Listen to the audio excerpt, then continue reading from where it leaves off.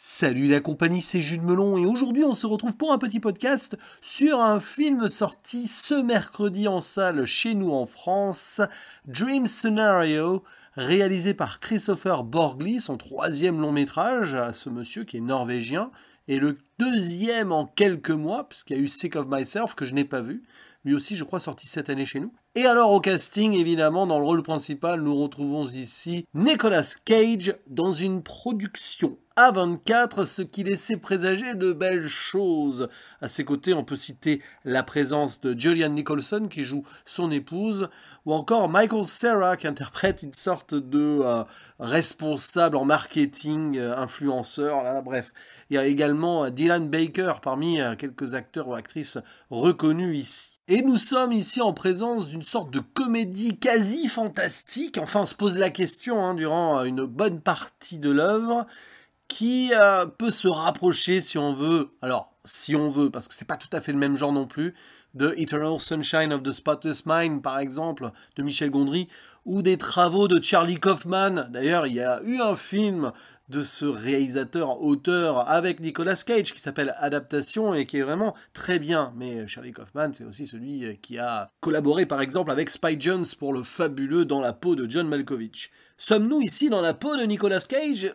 Presque, non. Plus exactement dans un anti-Nicolas Cage, je dirais même. Un gars un peu lambda nommé Paul Matthews, qui est professeur de biologie de l'évolution dans une université et qui a une vie très rangée, très calme, très posée avec son épouse et ses deux filles. Une personne donc assez random, que ce soit sur le plan moral et physique. Il n'a rien à se reprocher, mais il n'a pas non plus de fait spectaculaire à son existence. Jusqu'au jour où il va apparaître dans les rêves de plein de personnes qu'il connaît ou non. D'abord c'est sa fille, enfin son aîné, qui en parle, et puis après son ex ou une journaliste, et ses étudiants. Et franchement, au début, il est assez étonné, forcément, on le saurait tous. Et il prend ça assez à cœur, ça l'excite d'une certaine manière, et il accepte une interview et il se fait médiatiser. Sur Facebook, il y a des gens qui viennent lui envoyer des messages en le reconnaissant. Et de fil en aiguille, il va regretter d'avoir fait parler de lui et d'avoir mis un nom sur un visage qui apparaît tout le temps. Certes dans des rêves, mais ces événements vont faire de sa vie un véritable cauchemar. Parce que au début, les gens qui le voient donc dans des rêveries, s'en amusent, quoi. Il ne fait rien, il est en observateur, mais très vite, il va devenir actif dans ces rêves-là, et même essayer soit de violer, soit de blesser donc les personnes qui songent à lui. Alors là, forcément, derrière, ça va le perturber. Mais ça perturbe surtout, notamment les étudiants, ces personnes qui souffrent forcément de la situation et qui ne peuvent plus le voir en peinture, du moins en présence.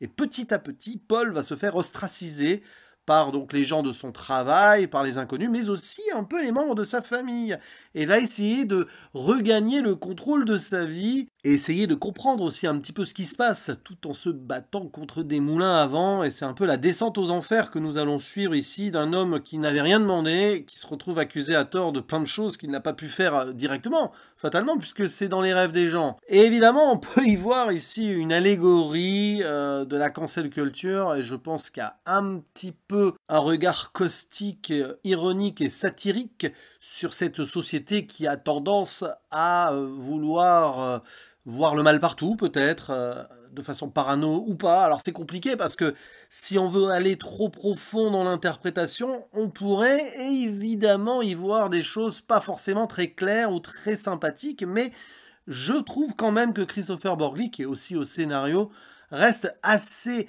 évasif là-dessus, ce qui est plutôt bien, parce qu'on ne va pas porter de jugement sur ceux qui vont accuser ce professeur, ou sur ce professeur, est-il vraiment la victime? En fait, oui et non, dans le sens où il a lui-même créé ce problème en se médiatisant, en acceptant les sirènes, si on veut, alors que si finalement il était resté discret et que le phénomène peut-être se serait tassé de lui-même, il n'aurait pas vécu tout cela.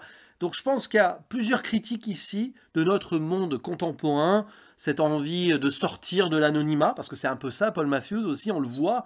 En plus, il a des idées de livres sur les fourmis, l'évolution, etc. Il n'arrive pas à mettre ça en chantier, et on sent qu'il en a un petit peu ras-le-bol d'être dans l'ombre. Alors, il voit cette opportunité-là d'être enfin propulsé sous les feux de la rampe, et il va le regretter. Mais de l'autre côté aussi, on peut questionner ces gens qui, de suite, le pointent du doigt, alors qu'il n'a absolument rien fait, et limite ça va le titiller dans ce sens. Par exemple, c'est affreux, mais il y a une femme, je crois que c'est celle qui travaille pour l'influenceur ou le responsable marketing, là, on ne sait plus trop, là, qui va essayer de recréer un rêve qu'elle a eu avec lui, où il pourrait au final, s'il accepte cette idée-là, faire des choses qu'il regretterait. Il est à deux doigts, enfin c'est une scène très malaisante d'ailleurs, mais bon, j'en dis pas plus, je vous laisse la découvrir si vous n'avez pas vu le film.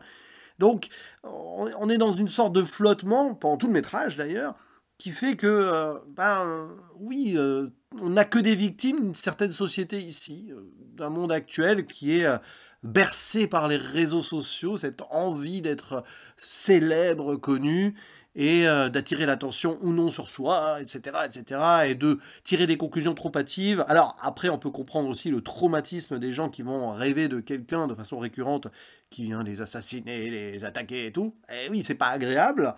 Faites l'expérience, peut-être, enfin, faites l'expérience. Imaginez que vous rêveriez de quelqu'un tous les jours qui vous tape dessus ou autre. Je suis pas certain qu'en le recroisant tous les jours, ça vous ferait plaisir. Mais bon. Et au final, mon avis, parce que je le donne qu'au bout de presque 7 minutes de podcast, il est positif mais mitigé. J'ai quand même une impression d'inachevé arrivé au bout, même s'il y a une petite caution douce amère, un peu poétique, avec d'ailleurs la chanson finale qui est un morceau des Talking Heads qui fait un lien avec un délire que son épouse a. Enfin voilà, d'ailleurs on le voit déguisé en chanteur des Talking Heads, apparemment. Bon, j'ai pas trop la rêve directe, mais voilà. Dans le sens où, oui, t'arrives au bout, tu te dis, ok, donc c'était assez dur, surtout pour cet homme, et aussi pour les gens autour. Tout le monde en a plus ou moins souffert dans le film. Et bon, tu te rends compte que de toute façon, derrière, certains, disons que peut-être une société, j'en dirai pas plus, a su tirer profit des malheurs de Paul Matthews, et qu'au final, qu'est-ce qui a gagné? Eh bien, une forme de capitalisme, puisque de cette histoire assez dramatique quand même, il y a eu quelque chose. Je n'en dis pas plus, mais arrivé avant la conclusion, on passe vraiment dans le monde de la pub et on comprend que ça n'a pas été perdu pour tout le monde, tous ces phénomènes. Et Paul Matthews lui-même, je ne vous dis pas exactement comment ça se termine pour lui, mais bref. Et il y a des choses qui sont bien quand même dans le film, vraiment très bien même, notamment les séquences de rêve qui sont assez fascinantes, limite on aurait aimé en voir plus, les voir durer plus longtemps. Ça retranscrit pas mal ce qu'on peut nous ressentir, voilà, quand on se réveille comme ça en plein milieu de la nuit et qu'on a eu des images bizarres là, et qu'on oublie très vite, parce que les rêves souvent ils nous marquent, mais quelques heures après, on ne sait plus de quoi on a rêvé. Et voilà, on a quand même quelques moments assez chelous. Mais est-ce que c'est pas un peu trop sage au final? C'est la question que je me pose. Je pense que c'est plutôt bien géré sur l'aspect poético-tragique, notamment vers la fin. Et on reste aussi quand même dans les codes de cette routine qu'on suit et de, on va dire, un certain délitement de celle-ci, d'un homme qui n'a rien demandé, oui, ça je le répète, mais surtout qui, sur le papier, n'avait rien pour subir tout cela, et que ce soit d'ailleurs positivement ou négativement, comme quoi ça peut arriver à tout le monde, ce genre de choses bizarres. Enfin, évidemment, ici on est dans une sorte de contexte fantastique, mais l'allégorie est là, le parallèle peut être là. Votre vie peut changer du jour au lendemain selon ce qui peut se passer dans votre vie. Surtout quand vous cherchez à la médiatiser, à vous rendre célèbre avec. Donc faites attention. Si jamais un jour vous avez des envies de grandeur, je ne sais pas pourquoi je prends cette voix, je vais finir en imitant Valéry Giscard d'Estaing. Mais en tout cas, je vous le conseille en salle si vous l'avez disponible près de chez vous. Une bonne production à 24, qui fait un peu écho aussi à Boys Afraid, par moment, parce que Ari Aster n'est jamais trop loin dans les influences, je pense, de Christopher Borgli. Et voilà, n'hésitez pas à dire en commentaire ce que vous en avez pensé, et on en discute. Il ne me reste plus qu'à vous dire à la prochaine. Ciao.